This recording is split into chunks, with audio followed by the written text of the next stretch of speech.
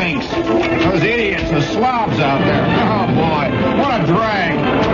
Yeah, okay, Russ. Yeah, I suppose all the slobs were already out there listening, yeah.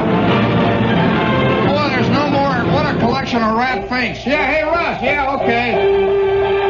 Yeah.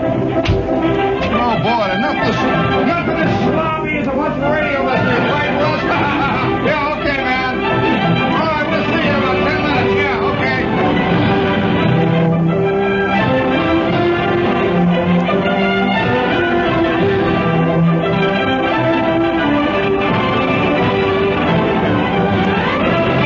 Yeah, you're right, Russ. Oh, boy, what a laugh. Oh, my. Every bit of it taken out of the Daily News yesterday. Yeah, I know.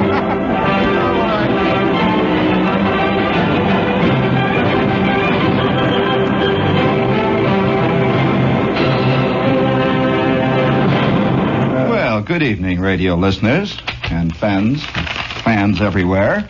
It's certainly a pleasure to be with you again on this night. It's delightful to see you all out there, your bright and shiny faces. All of you waiting there on the edge of your seats for the truth. All of you waiting there on the edge of your seats for the truth. It's certainly delightful, ladies and gentlemen and friends of the radio world. Out there in the great, out beyond, out there in radio listener land, and we here in studio land salute you. We salute you and extend the hand in abject friendship to you. So we'll gather on, friends. It's good to see you. Hi, George. And now for my first selection, I'm going to play for the whole gang out there in Babylon who are enjoying a pajama party. And oh, what a pajama party they're having. Hi, gang. Hi. Boy, they sure named your town right, didn't they? Babylon? Yes, sir. And for the whole crowd up in Connecticut, up there in Gomorrah, we're going to do another little piece of music all together now. Let's go. Let's go, gang.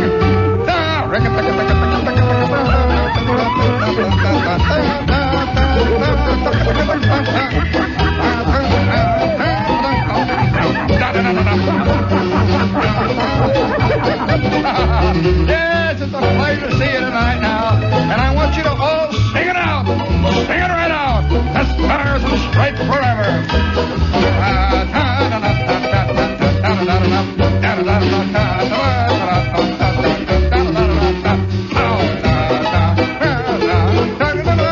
And now, ladies and gentlemen, the Texas Majorettes are marching across the field, their little pom-poms waving, and it's a delightful thing to see in this cold, brisk, ranking afternoon as the great football crowd has moved into the stadium and are now waiting for this fantastic game of the century to get underway. The band is now gathering behind the goalpost, and they're forming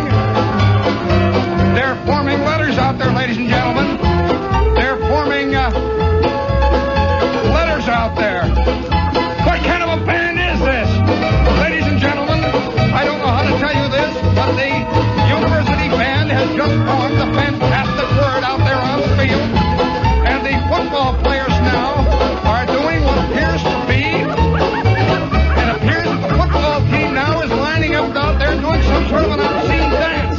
Ladies and gentlemen, as a man of integrity and honesty, I can tell you I have never seen such a rotten spectacle in all of my life. For heaven's sake, the pickleball queen is out there now. She is removing the upper part of her garments. The band is playing. Ladies and gentlemen, we cannot continue any longer with this broadcast. We are returning you to our main studios and Eric Sunrise.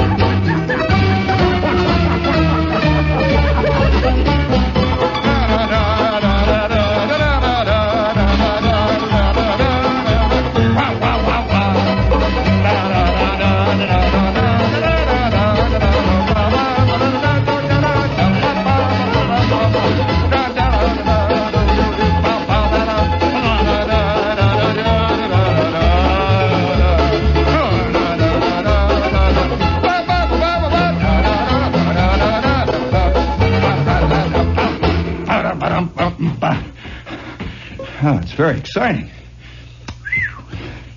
Gee, I'm sorry we didn't... I'm sorry that I have to... It's such a letdown, you know. I'm sorry we couldn't... bring you the rest of that football game. I understand that later on, after the network cut off, something happened that's just incredible. You'll be reading about it. If they dare to print the truth. If they've got the guts to come out and tell on the sport page what really happened that afternoon. What really happened when the spectators began streaming from the stands, taking their cue from the pickleball queen as she slowly but surely undulating sinuously to the sound of the tom-toms being played by that clean-limbed band out there. As she slowly but surely began to give them their cue, they filed from the stands, and the greatest football game in the history of Christendom began to take place. 74,000 people and the pickleball queen. One of the greatest sporting events ever seen in the history of American sporting annals. Good afternoon, racing fans. Thank God we're going to have a race this afternoon.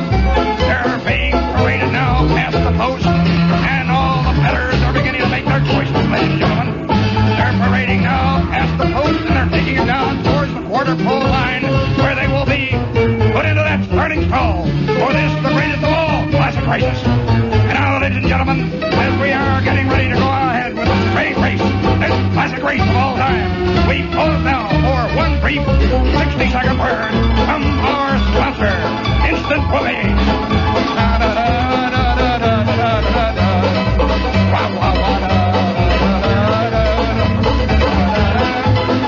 Yes, ladies and gentlemen, we're out here at Shea Stadium. We're going to celebrate the opening of a great, brave new season with the New York Mets in their beautiful new stadium. We can see down there in the dugout the first Mets are beginning to slowly come out of the dressing room, their tails dragging behind them.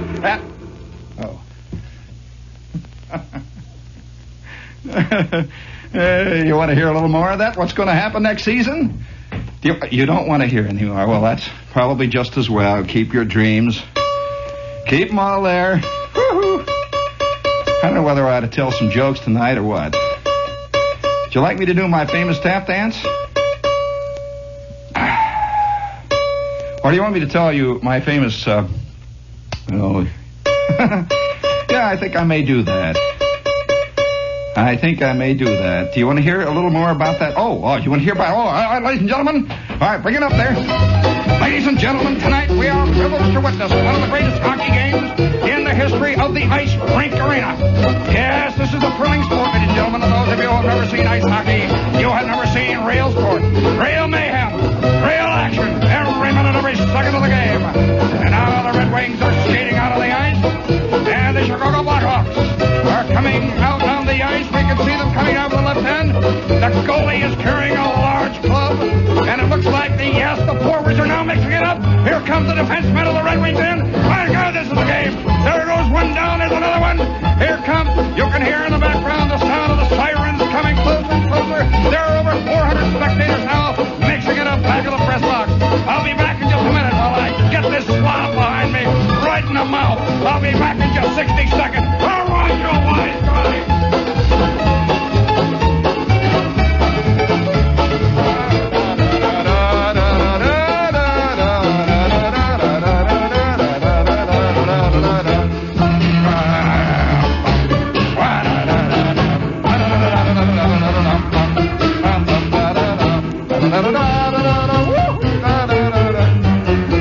You don't want to hear any more impressions of the American sporting scene, do you? Yes, well, I figure we'll all have a lot to answer for. And one of the things I'll have to answer for is a dismal quarter season spent doing the play-by-play of an improbable ball team. You won't believe it. Of an improbable ball team named the Toledo Mud Hens. Ladies and gentlemen, we're out here in Wakefield, where the Toledo Mud Hens are taking on the rough, tough Rock'em Sock'em 9 from Fort Wayne. The smoke is swirling in from the stockyard, back of the Erie track. The temperature now stands at 142 degrees. The visibility is 7 feet. And it's going to be an exciting, tough ball game. There's a big crowd out here tonight, folks. There are over 722 paying customers. And we have a large crowd of Boy Scouts, Girl Scouts, and PTA ladies, which brings our crowd to well over 800. It's going to be an exciting game tonight. And here they come out on the field. The Toledo Mud Hens are charging. Oh, there we go. You don't want to hear that, do you? Do you want to hear me? Do you want to hear? All right, one more. We'll bring up here we go. Come on, let's go all together. All right, here we go. Ladies and gentlemen, we're here at the Indianapolis Speedway, beginning the 723rd consecutive running of the great 500-mile classic. There are 33 beautifully tuned machines, all lined up down there in 11 rows, each ready for the takeoff. There goes the lead pace car beginning to take off down the track, and it looks like in just a few moments, the 792nd running of the great 500-mile classic from Indianapolis Speedway in Indianapolis, Indiana. One of the great classics of American sporting. There goes the lead car.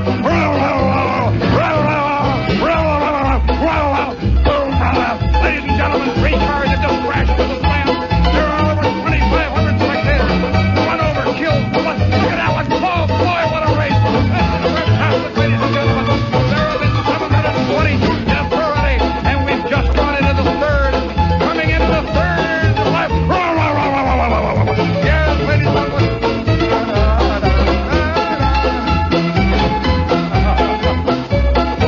What a race. All right, gang. I don't know what's the matter. It must be because it's Friday. Whew, speaking of trouble, this is WOR AM and FM New York. I feel like a tap dancer on the Ed Sullivan Show. Whew, after 45 ovations. Reprisals. Is that what they do to a tap dancer? It isn't exactly what they should do to him. And we're here. Let's see. We better get rid of a commercial here because we've got serious things to do here instead of. Speaking of sporting events, I really shouldn't bring this up at this time, but run a sporting event here in WOR at 3 o'clock. WOR invites you on Sunday to hear the 12th broadcast of the season by the New York Philharmonic. Under Amerigo Marino, one of the two musicians selected to conduct the orchestra under the American Conductors Project.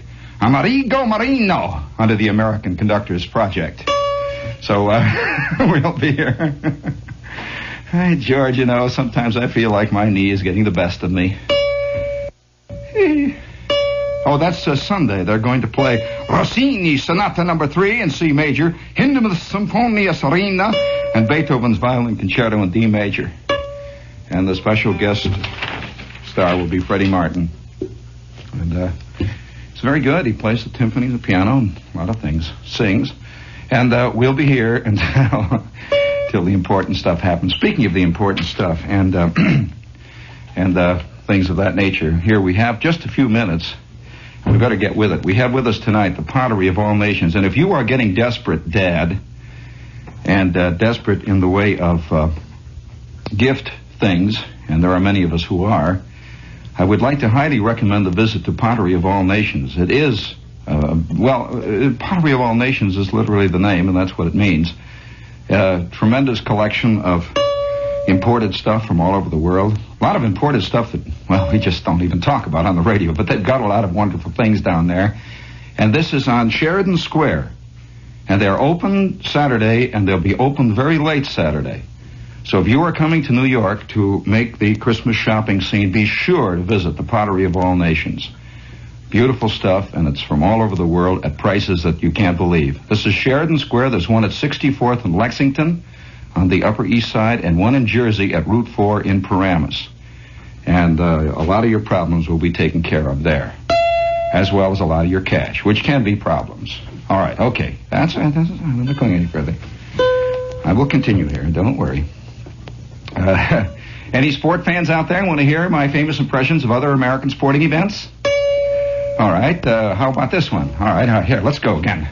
Ladies and gentlemen, we're here at Madison Square Garden, where two of the greatest professional basketball teams in the country are now squaring off for the second half of their epic ball game to determine the professional championship of the professional basketball world. The score now stands at 722 to 698, and these two ball teams are fighting tooth and nail all the way down to the wire.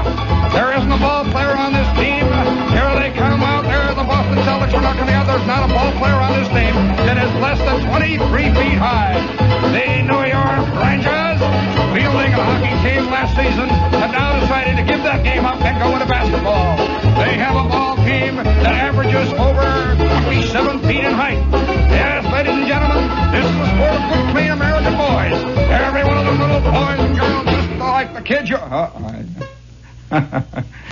Yes, indeed. You want to hear more about that? I can do some. You want to hear some more of those? I do a fantastic impression of professional football, in case you're interested in that one. You want to hear that one? All right, here we go. Ladies and gentlemen, we're here at Fairfield, better known as Wrigley Field in Chicago, where the Chicago Bears, the Western Division champions of the National Football League, take on the New York Giants in their epic battle. The New York Giants, led by Wade Tittle, known for his beautiful passing and his magnificent skill in handling a ball club, which from time to time has been difficult to handle. Wade Tittle is lined up down there now in his famous T-formation crouch. The Chicago Bears, trained as a defensive ball team, are here today to show why they won the Western Division Championship, allowing an average of less than 7 points per game per opponent. Yes, this is a rock'em sock'em tough ball game. Ladies and gentlemen, today already there have been over 4 fractured skulls in the first half. The game is progressing nicely. The fans are rioting nicely. In fact, right out there in left field, over the scoreboard now, we can see the nightsticks of the finest of Chicago being swung with that bird that the Chicago cops are famous for. The bettors are lined up now, and we can hear the chant and the cry of the bookies out there in the upper deck, all the way here into the press box. So this is the American sporting scene at its best. Now they're lining up for the kickoff to begin the second half. There is Don Cornell is lining up. There he comes. He's screaming up to the red line. Boom! There goes the kick, ladies and gentlemen, and they're charging down. Oh my God! Look at that! This is fantastic! What a play! What a play! And now they're taking Del Shopper out of the game of Broken Hulk, an American. More of the exciting sporting life here. What's the matter? This kind of stuff makes you sweat just to think. You know, speaking of the sporting life, this is Friday night. You can tell it, can't you? Hello, Test. Hello. You still out there? Friends of the radio audience? Fellow sufferers? George. Let's see. Well, the sporting scene, of course, gets more interesting wherever you go. And all over the world, sport takes a different slant, so to speak. It gets different every place you go. For example, we have here a little thing that might be of interest to you. Radio Tokyo brings you a special radio broadcast from Reuters. Employees at City Hall in Wakayama have been warned under threat of dismissal to keep their pants on during working hours. We repeat, employees at City Hall in Wakayama are now hereby warned from government warning under threat of dismissal, keep pants on during working hours. The employees in City Hall there have also been banned from slipping out for coffee and from playing mahjong during office hours. Mayor Zonichi Takaganai issued 10 articles of discipline calling for proper attire, punctuality as befitting all good Japanese bureaucrats, no coffee or tea breaks, no mahjong, and name tags for all employees except the mayor and high officials. Once again, democracy marches on in Japan.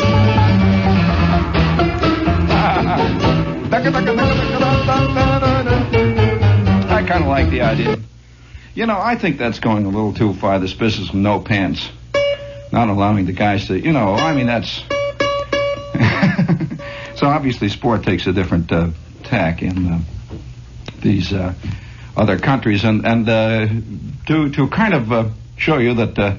For those of you who are wondering how the world is doing out there, since it is very difficult to get actual news of the world. I mean, you get a lot of stuff that politicians are saying and various guys are making speeches about. But what's happening? I mean, how are things going? Really, seriously, friends, neighbors, how are things going? Let's look across the sea, hands across the sea, to the land of Richard the Lionhearted, the land of Winston Churchill, and the land of some of the worst movies you ever saw. Let's reach hands across the sea now, and once again, we visit... Good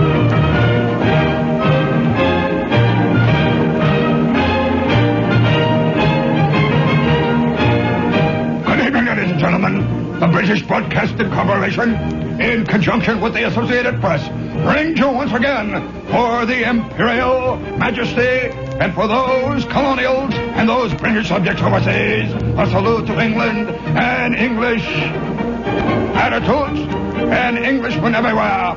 We shall fight them from the hedgerows. We'll fight them from the vineyards. We'll fight them with blood, sweat, and tears. I heard it'll always be an English, thank God. And tonight it's religious news from here, there, and everywhere throughout the length and breadth of this wonderful little island, Portsmouth, England. The very Reverend E.N. Portergoff, Provost of Portsmouth Anglican Cathedral, said today he was very proud of his church's Christmas mural, which features human embryos, half-naked girls, and wrestling posters. Yes, the Reverend E.N. Portergoff, Provost of Portsmouth Anglican Cathedral, said, this mural is meant to make people think. And indeed it will, Reverend. And now we move to Little Rumford, England. Little Rumford by the sea. Tattoo artist Victor Shipton. For those of you who believe that the British youth are beginning to go the way of those terrible American youths, we would like to give you one little word of encouragement tonight. Tattoo artist Victor Shipton said today teenagers are lining up outside his shop to get special Christmas tattoos. There is a rush for religious subjects just now, Shipton said. The crucifixion is probably the most popular. One of his customers, Brian Hargraves, 16, and an Englishman to the core, said he got his Christmas tattoo, and we quote young Brian tonight, to help me think about religion more often. And so the British Broadcasting Corporation, in its third programming services, salutes young Brian Hargraves as a true religious Briton. And by George, young Brian, we salute thee as an Englishman. And so tonight, the British Broadcasting Corporation concludes its special salute to England and Englishmen, whatever they might be. Stay tuned for the interesting program of Lady Mendel Hargrave, who reports with her description of runic ruins in the Upper Land's End district.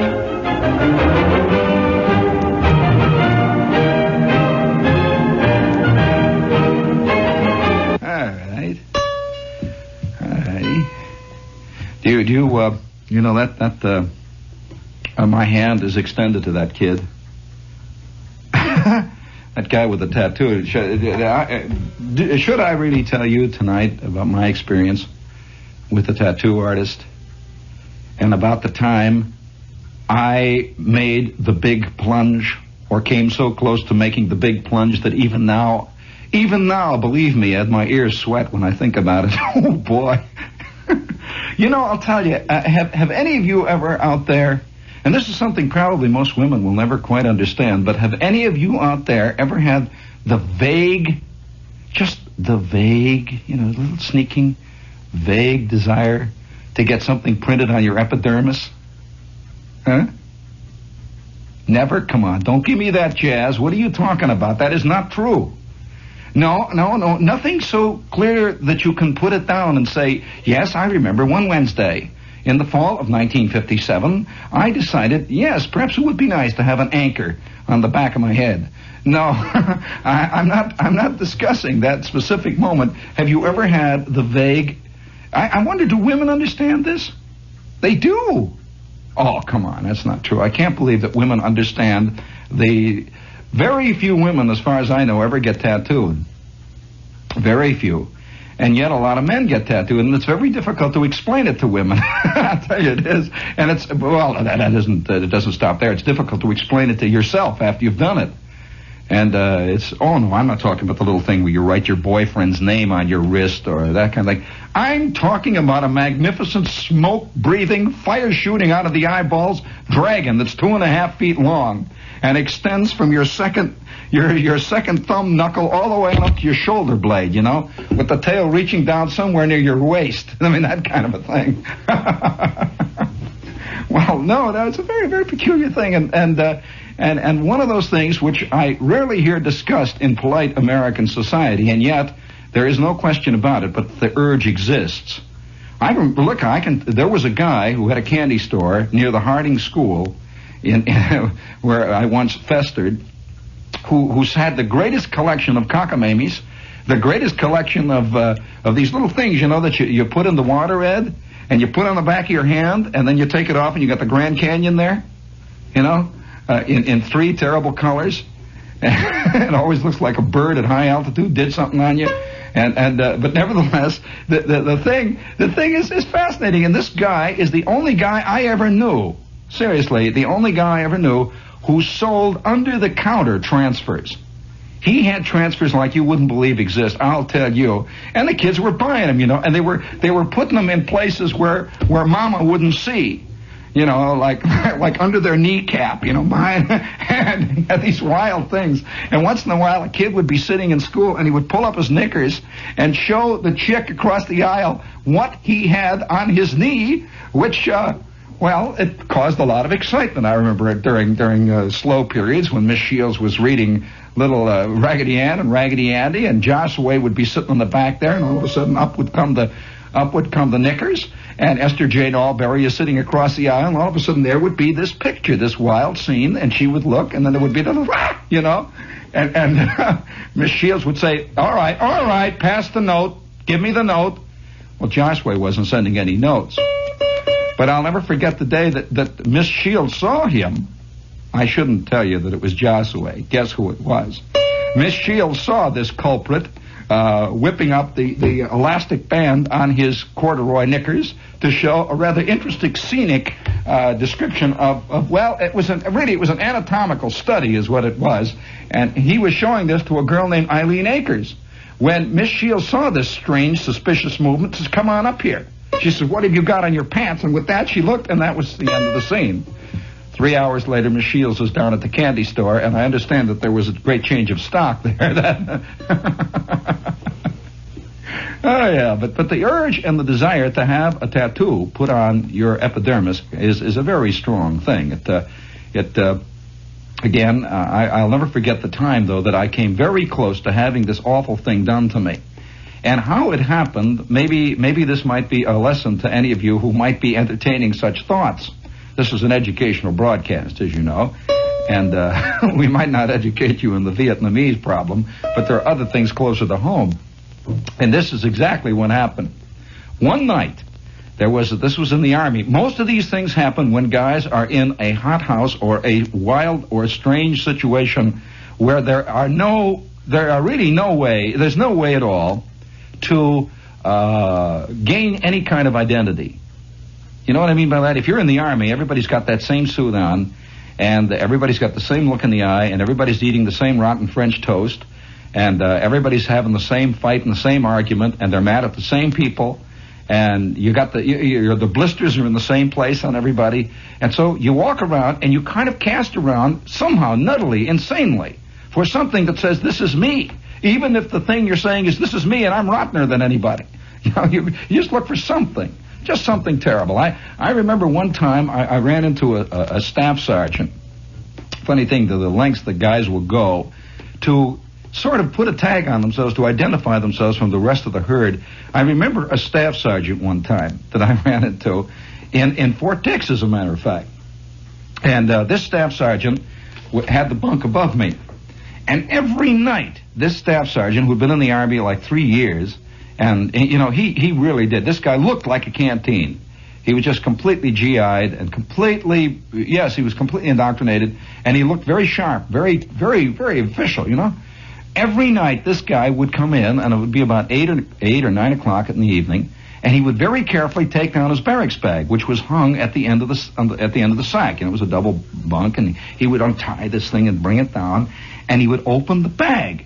And I would be sitting on the bottom bunk, festering away there, doing whatever it is you do, picking your toes or something, and I'm sitting there just looking off into the middle distance, and the sergeant would open up the top of his barracks bag. And then he would reach in and take out a case. Very carefully take this case out. He would open the case up, and believe it or not, it was a leatherette case that was lined with red velvet, and in the case there was a collection of these mother-of-pearl brushes, mother-of-pearl fingernail files, mother-of-pearl handled fingernail clippers. There was a mother-of-pearl manicure buffer. The whole scene, and it's mother-of-pearl. This is the kind of jazz that you get for Christmas, in Circleville, Ohio. from the rector of the Presbyterian Church. And this guy would take this stuff up very carefully. And he would put it all out on his bunk, and he would proceed to manicure his nails with this mother of pearl thing. The guy was 9 feet tall. He had stubble all the way down to his ankles. And he would look around defying anybody to make a smart crack. Just go, he's buffing the nails with his mother of pearl nail buffer. Well, of course, I'm watching this scene, and I'm sitting there picking my toes, looking out into the middle distance, and I never once really said anything about it, but it made a great impression on my head. You know, it was right there. This guy kept doing this. Every night he would take out the mother of pearl brush, and he would brush his hair. Then he would take out his mother of pearl buffer, and he would buff the things. Then he would take out his mother of pearl picker, and he would pick at his fingernails. Then he would clip them. And then he would do all of this stuff with a mother of pearl comb, one of those long combs, you know, those mother of pearl with the little silver top on it. Oh, it was the most rococo thing you ever saw. It looked ridiculous in the barracks. And he's doing all this stuff, going away there. This continued for, say, maybe 4 weeks while I knew this guy. He never said anything other than that. He would snap it shut, clunk, put it back in the bag, tie it up.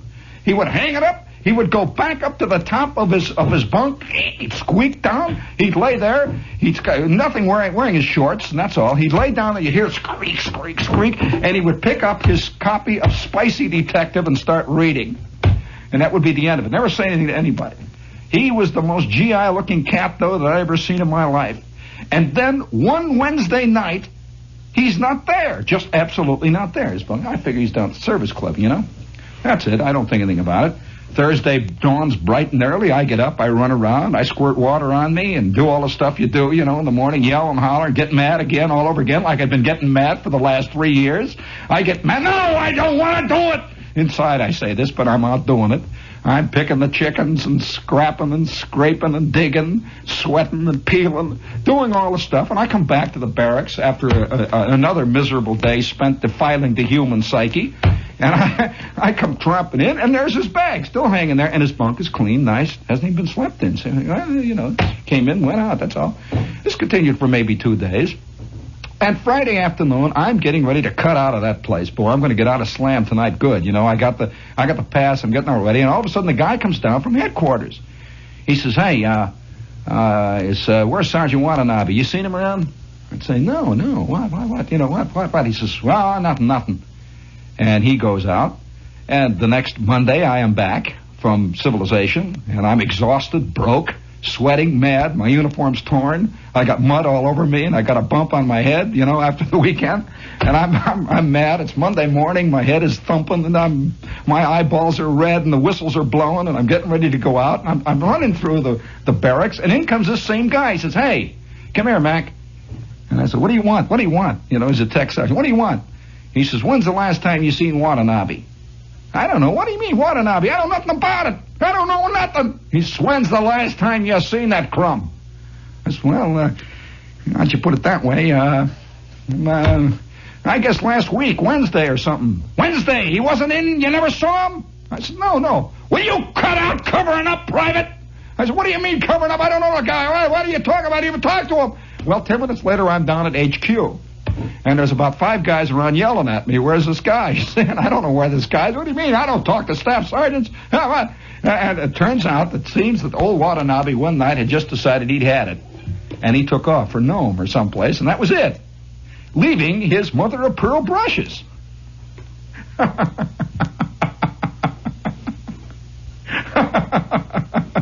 And they figured somehow I was a Confederate. That I had gotten him over the wall or under the guard or something. You see, and I didn't know anything about it. So about 3 days after the Inquisition, they've been hitting me on the head with rubber hoses and stuff. In they came. In comes the sergeant. And the sergeant is taking the guy's bag down, see, and he opens up the bag to find out if he can find some kind of an address of a chick or something in there. And he reaches in, and he's pulling the stuff out, and first of all, there's a bottle of scotch. You know, he pulls that out. He says, that's crumb. He pulls the scotch out. Of course, he sticks it for evidence. He's taking it. So, yeah. So he takes the scotch. He says, what's this? He opens this thing up, and there are the mother of pearl things. You know, there's a mother of pearl brush, a mother of pearl knuckle duster. There's a mother of pearl thing that you scrape out your ears with. It's all there, see? And he looks at this thing, and he says, what in the devil? He says, hey, you, Mac, meaning me. See, I'm trying to hide behind the foot lockers and everything. Hey, you, Mac, come here. I said, what do you mean? He says, what is this?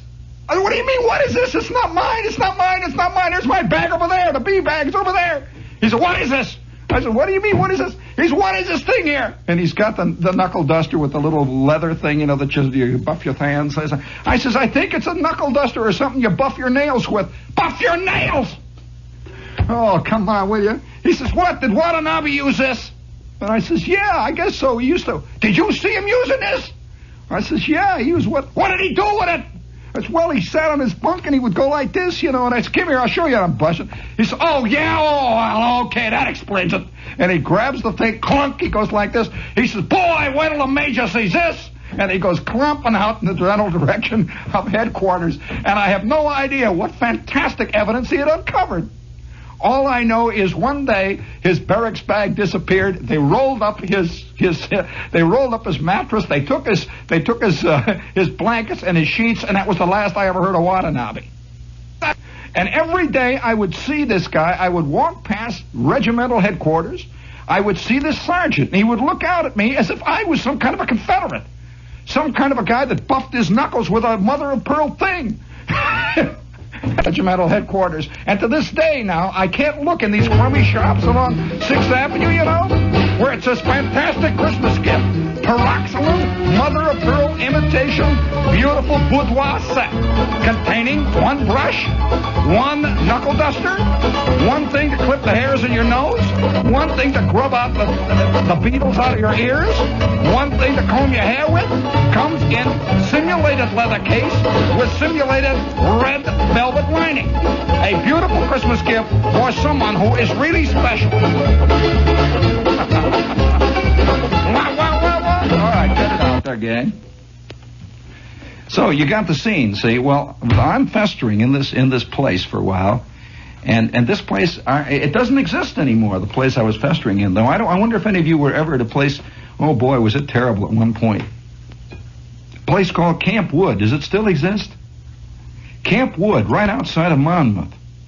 I'll tell you what Camp Wood was in those days. Camp Wood was the place. It was like a human midden heap. It really was. It was like a human junkyard. All the guys who were in Monmouth, Monmouth was this big camp. You know where it is over here by Red Bank. That's a big thing, you know. We used to walk past Monmouth like poor bums must walk past the Waldorf. We would look in at Monmouth like it was incredible. You know, they had roofs and stuff. And you know, they had roads and everything else, and people wore shoes and stuff. And it didn't rain there or something. We were at Camp Wood. Camp Wood was the place where all the guys that were thrown away were thrown. You know, yeah, well, it was terrible. Mud up to your neck, you know. Mud there, you know, and you're slogging along and people yelling and screaming at each other. Trucks stuck in the middle of the afternoon right out in front of your house, this rotten tent. And, oh, boy. And it was always 150 degrees below zero there. Did you ever hear of Camp Wood? Well, so this began to plunge us into a profound sense of apathy, whatnot, and there was a kind of desperation. So one fantastically brittle, cold, disappointing, rotten night, Gasser and me and a guy named Birnbaum are in the bus on our way to Long Branch.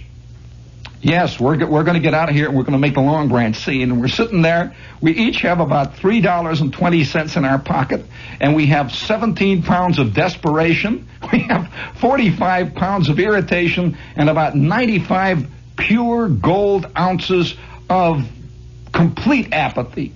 And we're sitting in the bus in the back, and there's this little bus, a little red bus. I don't know whether they still have them, but this little red bus with a brown top, which it was a wind-up bus. It was the first bus I ever saw that didn't have a gas motor and that they wound it up from the back. And it's going, and we're putting along there, and the wind is coming through, and it's terrible. And Gasser is sitting next to me, and Birnbaum is on the other side. Gasser says, "You want to make the Red Bank USO? Or do you want to go to the Asbury Park USO and break another ping pong paddle? Or how about making Long Branch?" I don't know. You know, what do you got choice? You got a choice of a ping pong table in Long Branch, a choice of a ping pong table in Red Bank, and a choice of a ping pong table in Little Silver. So here you're sitting there, you know, I don't know, that's Long Branch. All right, Long Branch. So we're going to Long Branch. Well, we arrive at Long Branch, and we are walking around Long Branch, and it is maybe, it's like on a Wednesday, in the middle of the week. Hardly anybody's out of the camp. Hardly anybody's alive. And Jersey is just laying there. You know how the Garden State just lays there in the middle of winter, just laying there.